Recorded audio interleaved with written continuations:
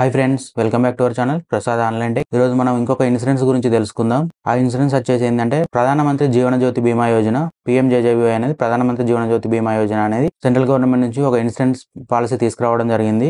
ఈ policy premium వచ్చేసి ₹436 అండి. సంవత్సరానికి ఒకసారి ₹436 కట్టాల్సి ఉంటుంది. ఇన్సూరెన్స్ కింద ఏదంటే మనం ఏదైనా కారణం వల్ల మనం మరణించినట్టయితే ₹2,00,000 రావడం జరుగుతుంది. ఇన్సూరెన్స్ మనం ఎక్కడ చేసుకోవచ్చు అని అంటే గిట్ట బ్యాంకులో కానీ, పోస్ట్ ఆఫీస్లో కానీ, బ్యాంకుకు సంబంధించిన కస్టమర్ సర్వీస్ పాయింట్ వినియోగదారుల సేవా కేంద్రం అని ఉంటుంది. ఇక్కడ కానీ ఇన్సూరెన్స్ ఎన్రోల్ చేసుకోవచ్చు. ఈ ఇన్సూరెన్స్ ఎన్రోల్ చేసుకోవడానికి మీకు కావాల్సింది ఏంటంటే మీరు ఏ బ్యాంకులో అయితే చేసుకుందాం అనుకుంటారో ఆ బ్యాంకులో మీకు ఖాతా ఉండాలి.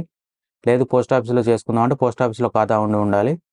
ఆ ఖాతా తీసుకొని మీ నామినీ డీటెయిల్స్ తీసుకొని ఆ బ్యాంకుకు సంప్రదించాల్సి ఉంటుంది, లేదా పోస్ట్ ఆఫీస్ని సంప్రదించాల్సి ఉంటుంది. సంప్రదించినప్పుడు ఆ ఇన్సూరెన్స్ కు సరిపోయే అంత ప్రీమియం అమౌంట్ మీ అకౌంట్ లో ఉండాల్సి ఉంటుంది. అకౌంట్ నుంచి డెబిట్ కావడం జరుగుతుంది. దీనికి వయోపరిమితి ఏమైనా ఉందా అంటే 18 నుంచి 50 సంవత్సరాల లోపు ఉన్న వారు మాత్రమే ఇన్సూరెన్స్ చేసుకోవడానికి అర్హులు. 50 సంవత్సరాలు దాటినా 18 సంవత్సరాల లోపు ఉన్న ఈ ఇన్సూరెన్స్ చేసుకోవడానికి అర్హత ఉండదు. దీనికి ఏంటంటే ఆధార్ లింక్ అయి ఉండాలి. మీ అకౌంట్ కు ఆధార్ లింక్ అయి ఉంటే మాత్రమే ఇన్సూరెన్స్ చేసుకోవచ్చు. ఇన్సూరెన్స్ కవరేజ్ ఎట్లున్నా జూన్ 1 నుంచి మే 31 వరకు ఉంటుంది. మీ ఇన్సూరెన్స్ చేసుకునే సమయంను బట్టి ఇది 3 విధాలుగా కట్ అవ్వడం జరుగుతుంది. మొదటిసారి మాత్రమే జూన్, జూలై మరి ఆగస్టు మాసాల్లో మీరు కనుక ఇన్సూరెన్స్ చేసుకున్నట్టయితే ₹436 పూర్తి ప్రీమియం కట్ అవ్వడం జరుగుతుంది.